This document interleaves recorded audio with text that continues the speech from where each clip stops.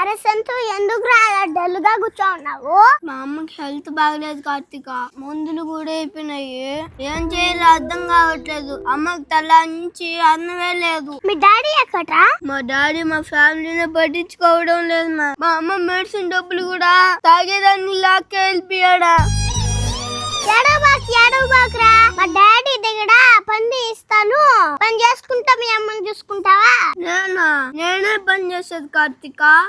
దొంగతనం చేయకుండా నువ్వు చెత్త ఊడ్చే పని చేసినా ఆ పని గొప్పదే. నిన్ను ఈ పరిస్థితిలో ఎవరు పనికి పెట్టుకోరు. డబ్బు కోసం నువ్వు ఎంచుకునే మార్గం దొంగతనం కాకూడదు. పద మా డాడీ కాడికి. డాడీ, మా ఫ్రెండ్ సంతుల్ కుమార్ ఎప్పుడు నాతో ఆడుకుంటుంటాడు. వీడికి ఒక సహాయం కావాలంటే చేస్తావా? ఏమైనా స్కూల్ ఫీజు ఏమైనా కట్టాలా? బుక్స్ కి ఏమైనా డబ్బులు కావాలా? ఇంకో నుంచి వీళ్ళమ్మ హెల్త్ కండిషన్ చూసుకుంటానని చెప్తాడే. ఏమైంది నాన్న మీ అమ్మకి? ఇంట్లో అమ్మ.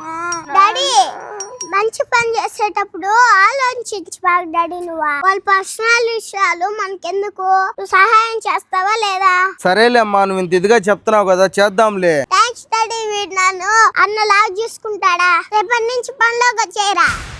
పనిలోకి రావడం ఏందమ్మా?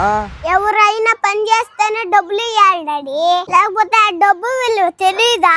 నువ్వు చెప్పింది నిజమే తల్లి, కానీ వాడు చిన్నపిల్లాడు, వాడికి మంచి భవిష్యత్తు ఉంది. వాడిని మన దగ్గర పనిలో పెట్టుకుంటే ఏం వస్తుందమ్మా? వాళ్ళ అమ్మ హెల్త్ కండిషన్ కావాలంటే చూసుకుంటాము. ఈ అబ్బాయి నీతో పాటే స్కూల్లో చదివిస్తాను. నువ్వు మాత్రం బాబు బాగా చదువుకొని నీకు మంచి ఉద్యోగం వచ్చిన తర్వాత మేము ఖర్చు పెట్టిన డబ్బులు మాకు ఇచ్చేయి. డాడీ, నువ్వు చెప్పిన పాయింట్ బాగానే ఉంది.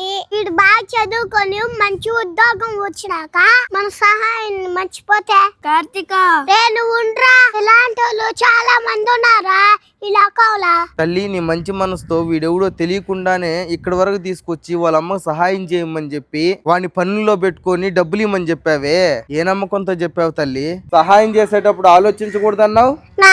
నాన్ననే తల్లి, కన్న కొడుకులే చూడడం లేదు ఈ లోకంలో. ఎవడికో సహాయం చేస్తే వాడు చూస్తాడని నమ్మకం మనకి ఎక్కడుంటదమ్మా? మన వల్ల వాడు ప్రయోజకుడు అయ్యాడా? గుర్తు పెట్టుకుంటే మంచిది, లేకపోతే ఆ దేవుడి ఇష్టం. వాడికి మనం ఎప్పుడో రుణం అని వదిలేసుకోవడం తప్ప వాడి నుంచి మనం ఏం ఆశించినా ఫలితం ఉండదు. సరే బాబు, రేపు నుంచి పాపతో కూడా స్కూల్కి వెళ్ళు.